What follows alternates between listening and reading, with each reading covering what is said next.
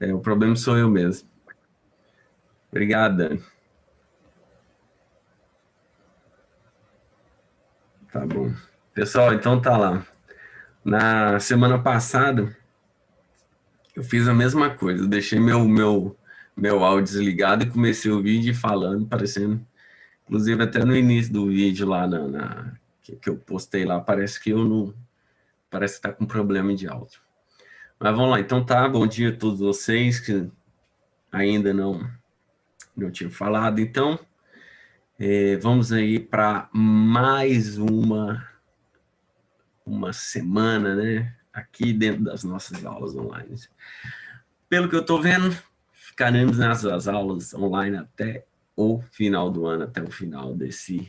Depois, quando a gente for para encontrar pós-pandemia, vai ser só para matar a saudade mesmo, a gente fazer alguma coisa lá no colégio, fazer uma confraternização, né? Do jeito que está indo aí.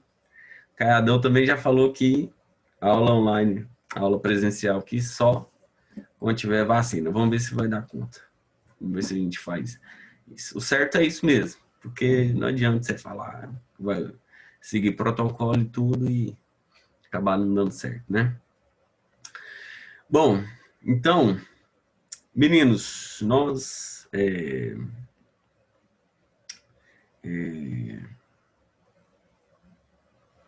eu também acho que não, Dani. Eu também acho que não. Pelo menos assim, até por exemplo, numa perspectiva boa, se janeiro começar a vacinar, janeiro, essa vacina, eu não sei como é que vai ser a ordem de prioridade, né? Certo é ser, por exemplo, os médicos, enfermeiros e técnicos, né, da área da saúde, e depois fazer um cronograma, né? É muita gente para vacinar. Todo mundo quer vacinar, é lógico. Quando tiver a vacina ainda, né? A gente está no final de setembro e nada dos testes e tudo. Então, assim, vamos ver se vai dar certo, né?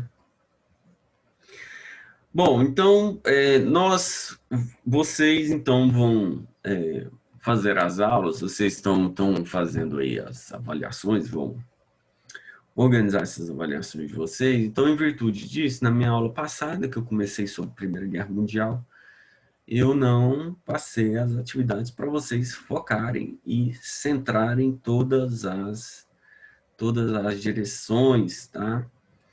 Em relação à avaliação, né? Então, é nesse conjunto de ideias que a gente vai observar. Então, que eu vou fazer tipo uma exposição como eu queria fazer dentro de sala de aula, mostrando alguns detalhes, alguns pontamentos, utilizando o roteiro de aula de vocês, né? Conceituando alguns pontos lá do roteiro, né? Eu vou fazer isso nessa e na outra aula.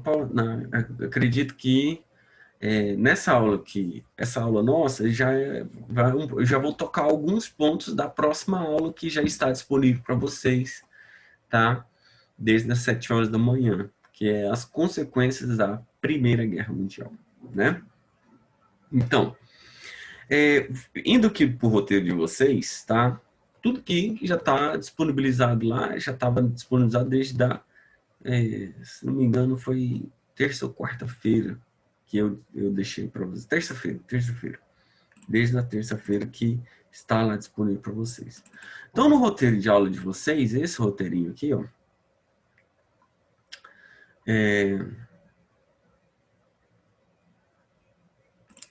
nesse roteiro de aula aqui, eu coloco uma série de determinações, né? Primeira Guerra Mundial, aí eu falo sobre os antecedentes.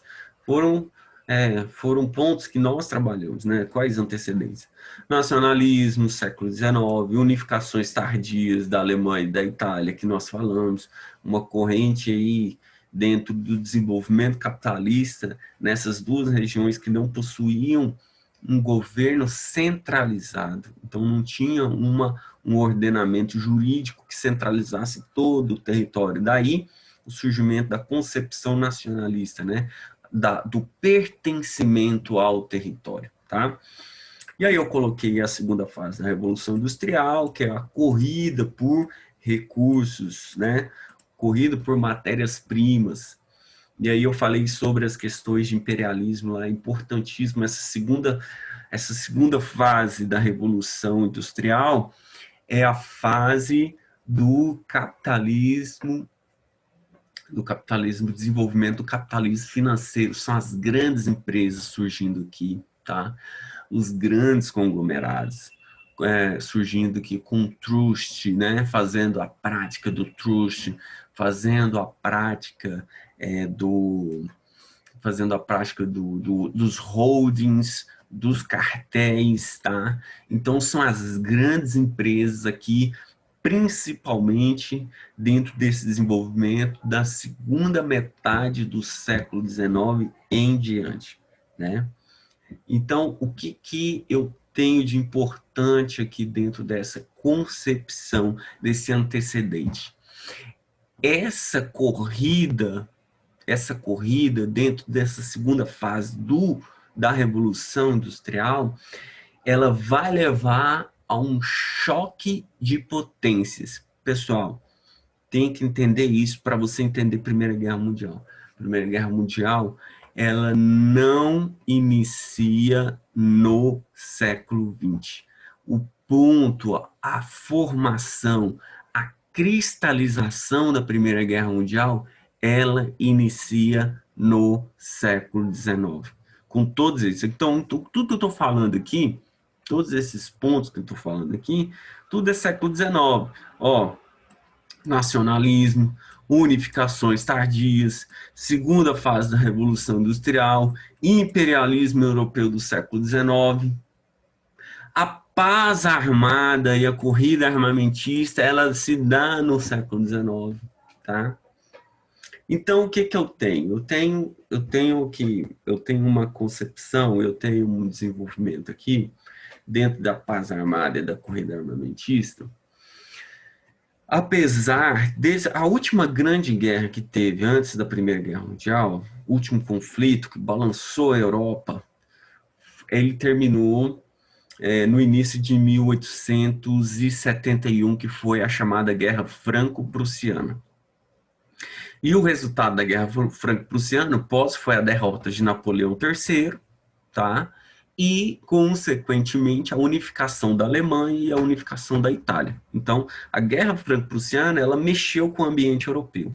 Após a Guerra Franco-Prussiana, nós não tivemos nenhum conflito de ordem dinâmica que tomasse toda a Europa. E aí, o que aconteceu? As principais potências começaram, mesmo nesse clima de estabilidade, tá? Política, começaram a se armar, tá? Então, por isso que é um antagonismo, né? Ele é meio que um paradoxo.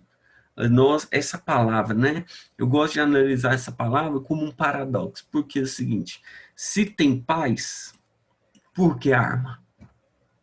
Entendeu?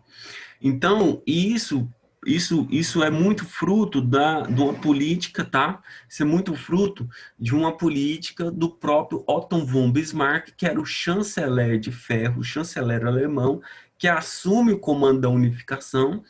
Toda essa unificação veio feito pela via dos conflitos, tá?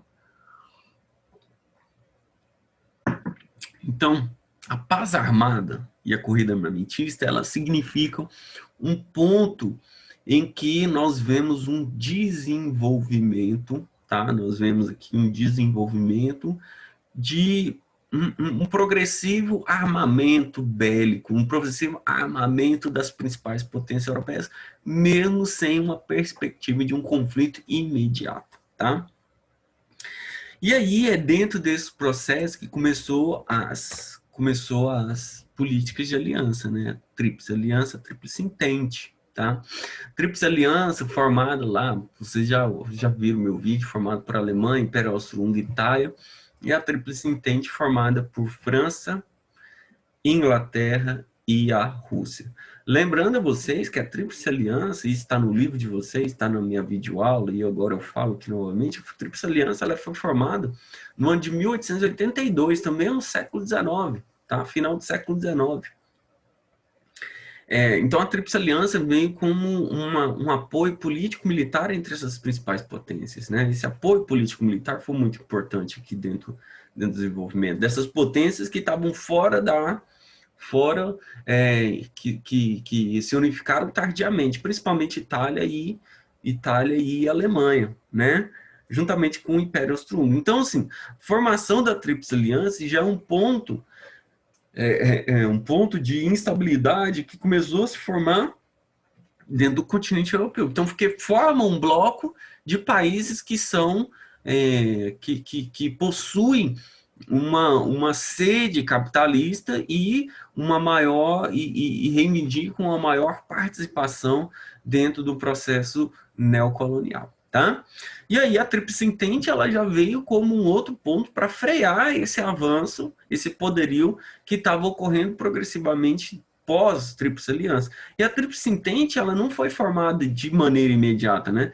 Porque a Tríplice Entente ela veio da união entre Inglaterra, França e Rússia, e esse acordo ele foi firmado no ano de 1907, tá? Então, eu tenho aí esses dois pontos. Formado essa Tríplice Aliança, Tríplice Entente, cada lado em jogo tinha uma reivindicação, né? Por exemplo, a Alemanha e a Itália queriam maiores áreas de exploração na África e na Ásia, tá? Então eles buscavam uma maior partilha, uma maior participação na corrida neocolonial, e o Império Austro-Húngaro necessitava automaticamente de afirmar o seu poderio na região dos Balcãs, ali na região onde é chamada a Península Balcânica. Aí, por isso que eu falei no vídeo para vocês de terem, obrigatoriamente, terem aqui, ó, a observação do mapa, né? Deixa eu ver se eu abro ele aqui para vocês. Deixa eu ver se é esse aqui. É esse aqui. Conseguiram observar o mapinha aí? Mapinha. Deixa eu ver. Tá aqui, ó. Então, o que acontece aqui? Quando nós observamos esse mapa aqui, esse mapa aqui já é da Primeira Guerra Mundial. Quando eu consigo observar, quando eu analiso a Primeira Guerra Mundial via mapa, e é impossível a gente analisar a Primeira Guerra se não tiver o mapinha, você vai observar comigo, por exemplo, Império Alemão e a Itália, juntamente com o Império Austro-Húngaro, ele forma a Tríplice Aliança. E aí eu tenho França, Inglaterra e o Império Russo formando a Tríplice Entente. Então é esse movimento que está ocorrendo dentro da Europa. Tá? Esse é o movimento. Por quê? Ali eles estão buscando áreas, e já falei para vocês, aqui o Império Austro-Húngaro busca manter a sua dominação sobre esses povos aqui embaixo, ó, que são os povos eslavos. Aqui é Península Balcânica, tá? Onde está aqui, ó, Montenegro, Albânia, Sérvia, Bulgária, Romênia. Então, aqui é essa região e Grécia também, né? E essa região aqui é chamada Península Balcânica. Então, o Império Austro-Húngaro tentava manter a sua dominação aqui dentro da Península Balcânica. Tá, e a Tríplice Entente? Qual que era o ideal da Tríplice Entente? Era justamente manter sob controle, por exemplo, os ingleses, que era a maior potência colonial da época, eles pegaram e fizeram o quê? E tentaram manter a sua dominação sobre as colônias e evitar que esse expansionismo estava ocorrendo. A França, da mesma maneira, e o Império Russo tentava conter a dominação dos austro-húngaros. Tanto é que vocês sabem, já estão cansados de saber que o ponto central, né, o estopim para começar a Primeira Guerra Mundial foi o assassinato do Francisco Ferdinando, quando ele foi fazer uma visita aqui dentro da região da Península Balcânica, na cidade de Sarajevo, na Bósnia, e ele acabou sendo assassinado. Aí o Império Austro-Húngaro exige da Sérvia uma resposta, os sérvios não dão e ela ataca a Sérvia.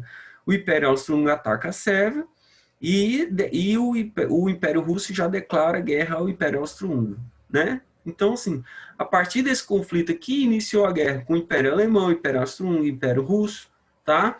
A entrada da França e a Inglaterra tentando, ainda num primeiro momento sem sucesso, depois teve que declarar guerra aos países da Tríplice Aliança, né? Bom, então a guerra começa, e aí, como eu coloquei no roteiro de vocês aqui, a guerra começou e aí teve as fases, né? A primeira fase é a guerra de movimento, o deslocamento das tropas, igual eu falei para vocês, né? Deslocamento das tropas. Então, essa primeira fase ficou conhecida como guerra de movimento, né? A guerra começou em agosto e até novembro é a chamada guerra de movimento. Esse conceito é interessante, o plano Schiffler, que era a ideia dos alemães, né? A ideia dos alemães de fazer um ataque total à França, tá? O plano Schiffler é esse, o Schiffler é o nome do general alemão que teve essa ideia, o ataque total à França para dominar a França, posteriormente depois tentaria dominar a Inglaterra, então ele ficaria com essa parte ocidental para depois resolver as questões junto aos russos, né?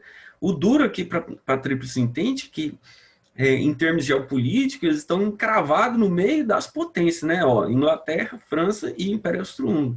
E aí, a Tríplice Aliança, ela está encravada aqui, ó, no meio das potências. E ainda contribuindo porque a Itália, ela entra na guerra, mas do lado da Tríplice Entente, né? Então, igual eu falei lá no vídeo para vocês. Bom, então começou a segunda fase, cara, é uma fase diferenciada, tá? E aí, inclusive, eu coloquei assim, ó, que é importante aqui, a Batalha do Narme, ela freia o plano Schiffler. Batalha do Narme é um rio que passa aqui, ó, bem dentro dessa região francesa aqui.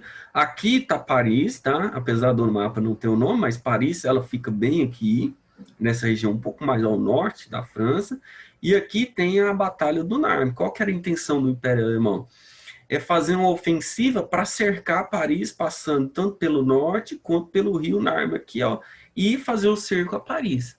Então a Batalha do Narme, que é esse rio que passa aqui, ela foi a contenção das tropas francesas, tá? Das tropas alemãs, tá? E outra coisa que teve também é a Batalha de Ypres, que fala, né? Eles falam Ypres, que foi aqui dentro da região da Bélgica, tá? Então, assim, os conflitos foram muito intensos nessas regiões de fronteira aqui, tá?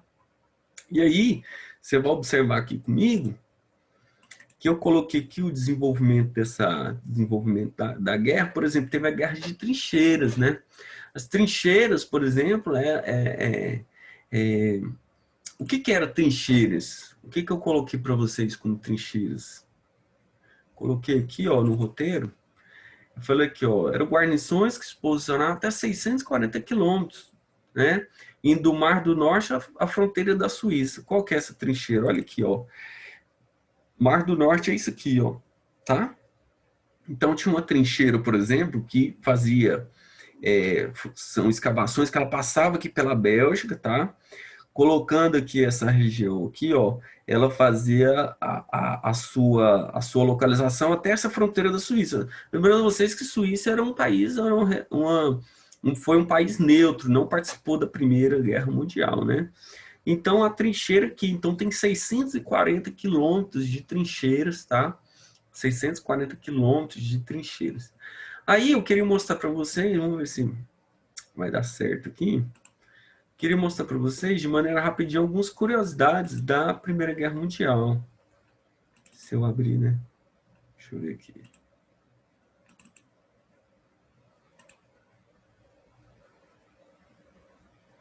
Tá aqui, ó. Quando pensamos em Primeira Guerra Mundial, algumas coisas marcantes do conflito logo vêm à cabeça, como o Barão Vermelho, o uso de gás venenoso, o fim de diversos impérios pelo mundo e trincheiras. Muitas trincheiras de diversos tipos que foram sendo desenvolvidas enquanto a guerra se desenrolava.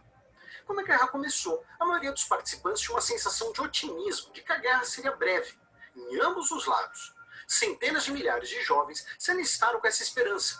Muitos deles, inclusive, desejavam o conflito, alimentados por décadas de propaganda nacionalista e revanchismo por causa de conflitos anteriores. Existiam até lemas para isso.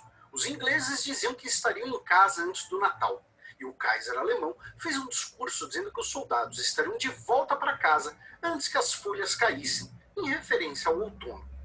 No início do conflito, alguns uniformes eram bastante coloridos, como alguns dos franceses, ou pouco práticos para uma guerra moderna. Esse era o caso do tradicional capacete Pickelhaube alemão, que progressivamente perdeu suas características até ser totalmente substituído por um novo modelo mais efetivo. Os exércitos ainda contavam com grandes contingentes de cavalaria e os aviões não eram armados. Tudo isso acabou com a dura realidade de uma guerra industrial. O início da Primeira Guerra Mundial foi marcado pela disparidade entre as doutrinas e táticas militares do momento, com um crescente desenvolvimento tecnológico, com armas muito mais letais e destrutivas. Por exemplo, logo após o início do conflito, na frente ocidental, a cavalaria tornou-se uma arma obsoleta perante a disseminação de metralhadoras. Essa diferença entre as táticas e as armas que explica o fenômeno das trincheiras.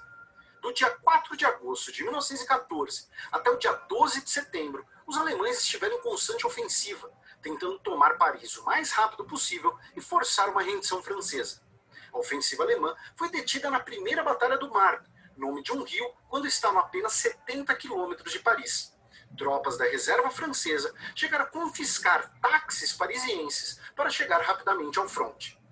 De setembro até novembro de 1914, ocorre a chamada Corrida para o Mar. Os exércitos inimigos da Alemanha e dos aliados vão se deslocar em paralelo rumo ao norte, um tentando flanquear o outro, uma manobra que consiste em contornar o exército inimigo e atingir sua retaguarda. A última tentativa antes do inverno foi na primeira Batalha de Ypres, quando uma ofensiva alemã foi detida com 200 mil mortos. E muitas das batalhas da Primeira Guerra Mundial possuem um numeral, pois os mesmos lugares foram disputados diversas vezes pela guerra, com o mesmo lado avançando e recuando. Ao final de 1914, nenhum dos lados da guerra conseguiu uma vitória decisiva, e agora estavam um frente ao outro em uma linha de centenas de quilômetros. Rapidamente, a linha foi esticada rumo ao sul. Na virada de ano, existia uma frente de batalha de mais de 700 quilômetros de extensão que ia da fronteira com a Suíça até a costa da Bélgica. É o fim da guerra móvel e início da guerra de trincheiras. Quando pensamos numa trincheira, pensamos em um buraco cavado no chão em que alguém se abriga, diminuindo seu tamanho como alvo contra tiros e também contra ataques de artilharia. Isso em inglês é chamado por algo que literalmente é traduzido como buraco de raposa. Uma trincheira mesmo é algo mais elaborado. As primeiras bem que pareciam apenas buracos no chão. Com o inverno, veio a necessidade de fazer trincheiras duradouras, já que ninguém realizaria grandes ofensivas no inverno. Uma típica trincheira francesa era cavada com pouco mais de 2 metros de profundidade, mais um pequeno canal de drenagem de água da chuva. Arame revestiu o lado defensivo da trincheira, enquanto vime e sacos de areia formavam um parapeito, o lado da trincheira que ficava de frente para o inimigo. Os britânicos costumavam cavar mais fundo e usar madeira no revestimento de suas trincheiras, incluindo passarelas sobre os canais de drenagem e a construção de degraus perto do parapeito, para melhor acomodar as tropas. As trincheiras britânicas mais elaboradas tinham um formato parecido com um V escavado na terra, usando madeira e sacos de areia. As trincheiras alemãs eram semelhantes às britânicas, também permitindo degraus, e, para enxergar de forma segura por cima do parapeito, eram utilizados periscópios em abrigos. Só que não era uma trincheira de frente para outra. Eram sistemas de trincheiras, com dezenas de metros de amplitude. Na primeira linha estavam as trincheiras de tiro, construídas em zigue-zague para permitir maior poder de fogo, com postos de metralhadora e dificultar ofensivas inimigas, protegidas por arame farpado. Os alemães, em vários casos, adicionavam elementos de alvenaria nessas trincheiras, com concreto, tijolos e vigas, criando pequenas fortalezas. Depois delas, vinham as trincheiras de apoio, pontuadas por abrigos com postos de comunicação e de descanso. Essas duas linhas eram ligadas por outro tipo de trincheira, a de comunicação, que normalmente era menos elaborada, apenas para que os soldados corressem de um lado para o outro. Atrás delas ficavam as trincheiras da reserva, com áreas de treinamento, de descanso, de estoque de alimentos e de munição, dormitórios subterrâneos e até mesmo pequenas linhas ferroviárias, tipo aquelas que vemos em Minas nos filmes do Indiana Jones. Essas trincheiras costumavam receber nomes como se fossem ruas, pois na prática eram pequenas cidades, com centenas de milhares de homens de frente para seu inimigo. Essas fotos aéreas da guerra ajudam a mostrar o tamanho dos complexos. Na média, a distância entre as trincheiras inimigas era de cerca de 300 metros, a chamada Terra de Ninguém, mas a distância chegava a ser de apenas 30 metros. Essa doutrina militar de construir trincheiras cada vez mais elaboradas fez com que a guerra se tornasse uma guerra de atrito, sem grandes avanços ou mudanças, em um ciclo vicioso. O poder destrutivo das novas armas incentivou as trincheiras, que incentivaram armas ainda mais destrutivas, como armas químicas e artilharia mais potente, que por sua vez incentivavam trincheiras ainda mais elaboradas e difíceis de serem tomadas pelo inimigo, transformando as batalhas em moedores de carne. Na Batalha do Somme, por exemplo, em 1916, que durou 140 dias, com mais de 1 milhão de baixas, incluindo 310 mil mortos. O primeiro dia dessa batalha foi o mais letal da história militar britânica, com mais de 19 mil mortos em apenas horas. Somente na primeira semana foram disparados mais de 1,5 milhão de projéteis de artilharia. No fim, tudo isso foi para o avanço de apenas 10 quilômetros em apenas um trecho das linhas. A guerra de trincheiras tornou-se um símbolo da mortandade da guerra, cujos números envolvem mais de 10 milhões de mortes em combate, 20 milhões de feridos, mais de 2 bilhões de projéteis de artilharia disparados, a morte de 8 milhões de cavalos, dentre outros números. As trincheiras também se tornaram um símbolo da selvageria e das condições mórbidas da guerra. Homens e animais mortos podiam ficar nas trincheiras por semanas, sem condições para o sepultamento, espalhando bactérias e doenças.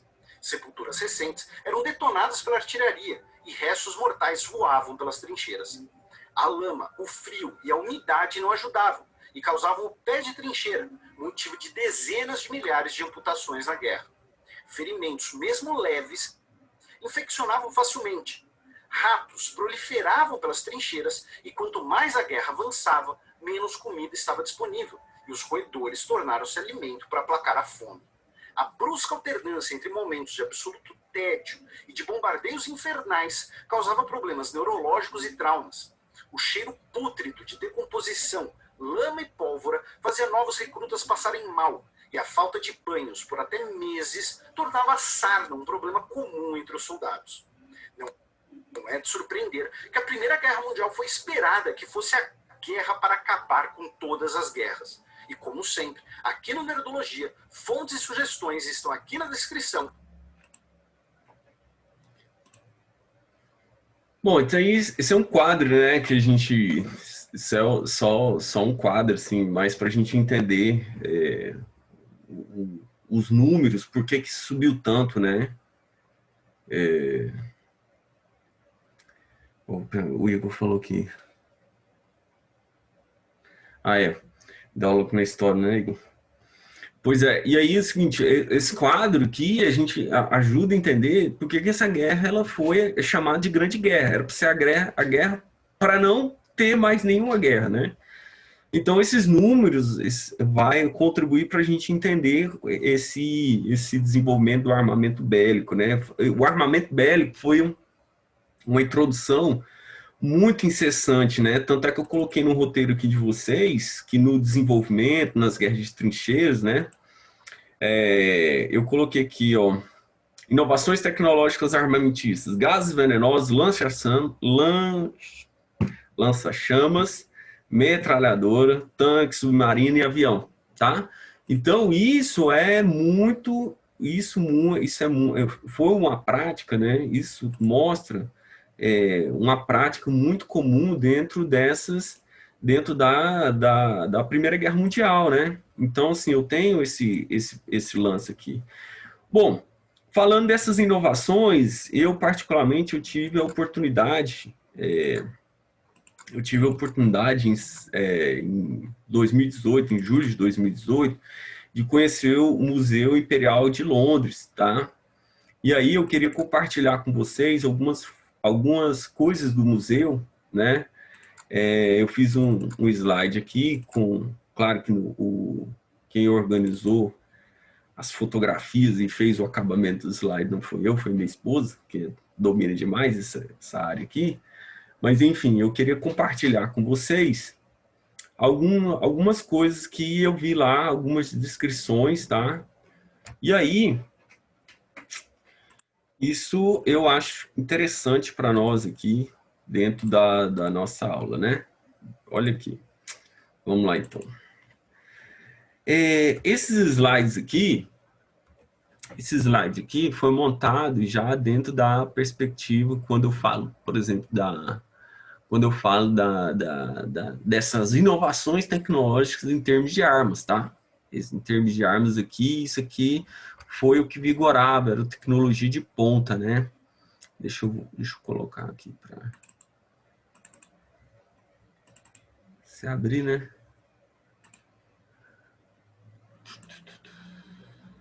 Essa lição.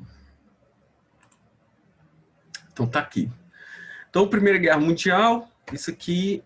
Então, essa arma aqui foi uma arma que colocou, inclusive estava até no vídeo, né? Apareceu até nessa animação que eu coloquei aí, nesse breve. Por que torna obsoleto a guerra de cavalaria, né? Porque foram armas como essas aqui que foram construídas especialmente para a Primeira Guerra Mundial, a chamada corrida armamentista, tá? Então, é a Batalha de Neri, né? A Nerigun, que é a arma de Neri, né? Região norte da França, é uma tecnologia francesa, tá? Então, os tiros saem dentro os projéteis saem dentro desse calibre aqui e não precisa ser recarregada toda hora, como uma arma manual, né? Então, isso facilita demais alvejar as tropas adversárias, né? Então, é o Museu Imperial de Londres, tá? O Museu Imperial de Londres, ele mostra todos os artifícios, no caso aqui, aqueles artifícios do exército, várias armas, tanto da época colonial, do século XIX, quanto da Primeira, quanto da Segunda Guerra Mundial. Então, ele mostra todo esse poderio bélico dos londrinos aí dos londrinos e de outros países também, né? Então, outra arma aqui que nós tínhamos é a 42 Semi-Shell, tá? Aí, essa descrição que eu estou falando aqui, ó, essa descrição toda aqui, ela é retirada daqui, tá? Então, eu fiz a tradução aqui para vocês. Então, tudo que tá colocando aqui, essa é a descrição que o museu nos passou, tá? Então tá aqui, ó, essa concha de 42 centímetros foi uma típica arma de fogo alemã de uso para esmagar as fortalezas belgas e francesas. Naquela questão da Batalha de Ypres, né, que tá falando, nesse ataque, tentando contornar, né, uma tropa a outra. Então eles utilizavam muito essa 42 centímetros de shell, né. Celestin Leblon, um político belga, descreveu a assustadora explosão. Nas palavras dele, a multidão foi arremessada de volta, a terra tremeu como um terremoto e todos os vidros das janelas nas proximidades foram quebrados. Então, o museu, quando ele coloca, inclusive esses relatos aqui, ele tenta aproximar nós, que somos espectadores, né, que estamos ali consumindo essa história, aproximar um pouco mais da realidade do que foi a Primeira Guerra Mundial, né? A Big Bertha, tá? Essa é a alemã, foi uma arma alemã, né? E aí ela fala assim, ó, a vitória germânica dependia do rápido avanço através da Bélgica, mas fortalezas de concreto de Ligier e Namur barraram o caminho. Grande quantidade da Big Bertha foram usadas para esmagar essas fortalezas. Então a arma era tão potente que aí na Alemanha as pessoas estavam eufóricas e entusiasmadas sobre o sucesso dessas novas armas. Uma grande variedade de lembranças foram produzidas para celebrar essas realizações, tá? Então, assim, como a guerra foi causando, foi dando um sucesso na Alemanha, inclusive eles construíram souvenirs, né, para espalhar para a população. Outra arma francesa, tá, que estava lá no museu, que é o 75 mm de disparo de arma de campo, né? Então essa arma é uma arma muito inovadora, né? Ele fala assim, ó, essa particular arma foi usada pela 71º Regimento de Artilharia no campo do Marne e no Ypres. A 75 poderia disparar até 20 cápsulas de disparo a cada minuto, com precisão, com precisa devastação. Ela causou um enorme número de baixas. Então, é quando ele fala lá desses conflitos, essa arma aqui foi uma arma, foi uma arma muito utilizada dentro dos campos, mostrando o que era aquilo que eu falei para vocês do desenvolvimento bélico do 19. Em 1914, todos os principais exércitos tinham armas similares, mas nenhum tinha a reputação dos 75, que até havia um coquetel em homenagem a ele, tá? Museu Imperial de Londres, 2018. E essa aqui é uma outra arma, essa aqui já é uma arma germânica, tá? A Minenwerfer. Ela é colocada assim: o disparo pesado, enquanto poderia ser visto lentamente caindo do céu. Quando lançada, tudo à sua volta é demolido ou enterrado. O coronel James Jack escreveu: algumas das trincheiras foram novamente destruídas pelo fogo da Minenwerfer. 3 homens foram queimados por pedaços de uma bomba. Esses pedaços mortais de cartuchos com explosões terríveis são intensamente desagradáveis. O que acontece? Essa era um tipo de arma que, além dela explodir, ela ainda soltava cartuchos para atingir, então, aqueles que não... para atingir a outra parte, outras partes da trincheira, né? Então, uma arma de guerra alemã, né? A estoque mortal foi inventada pelo engenheiro Wilfred Stock. Stock foi barata, move e lançou altas bombas no ar para cair nas trincheiras inimigas. Essa arma é uma arma muito comum da gente ver até nos filmes, né? Aquele que o cara solta a arma e ele só vira e deixa a arma cair, né? Morteiro usualmente atraiu rápida retaliação do inimigo. O oficial britânico Edward Binghamton descreveu a equipe de morteiros como o clube suicida, homens desesperados, bravos como ninguém, apesar de nervosos, né? E aí tem o Sniper Robe, né? Essa aqui é interessante, tá? Ele fala: esse roupão é de um franco atirador britânico, foi pintado à mão por um sniper para ajudá-lo a camuflar no covil, ou seja, na região oca, né? Dentro das trincheiras, por exemplo. Usualmente, um monte de terra ou lixo estava em cima dos homens. Desde o final de 1915, os britânicos criaram uma escola especializada em franco-atiradores. Entre os primeiros instrutores estão os encarregados de caça das propriedades escocesas. Eles ensinaram pontaria, criatividade e camuflagem. Os snipers operavam em 2, um para observar e outro para atirar, tá? E aí, o gás, né? Aquilo que mostrou lá também, o gás. Então, são essas cápsulas aqui, né? Cartucho de gás parecido com esse significava que gás não mais tinham como ser liberados em cilindros, enquanto confiavam na direção do vento. Cartuchos tinham códigos para mostrar seus conteúdos. Os cartuchos britânicos CG e os cartuchos germânicos C, contendo fosgênio, como ocorria na bomba de gás Stock, mostrado na seção aqui. O cartucho germânico, como a cruz azul, então esse aqui, continha uma designação irritante que causava espirros e vômitos, forçando os soldados a tirarem suas massas e inalarem os gases mortais. Então esse aqui é um gás britânico, né? E aí, o pulverizador, vômito e máscaras, tá? Então tem essa parte aqui que é interessante também, né? Usado em tempos de paz para pulverizar as lavouras, uma coisa que era de uso das lavouras passou a ser de uso da guerra, né? Que era o pulverizador, que é essa estrutura aqui, né? Foi destinado a utilizar prolongados o gás cloro, tá? Né? Clorido, eu tenho que trocar isso aqui, não é o gás clorido, não, gás cloro. Os gases causavam horríveis lesões, inalando uma grande quantidade de cloro. Muitos soldados foram sufocados, ficando azuis e asfixiados.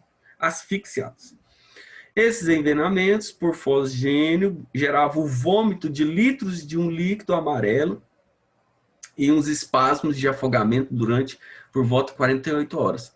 O gás mostarda causava bolhas na pele que poderiam queimar até o osso. Apesar dessas agonias, o gás usualmente não era letal, matando apenas 3% dos soldados afetados. Só 3% não era letal. Você imagina se matasse mais, né?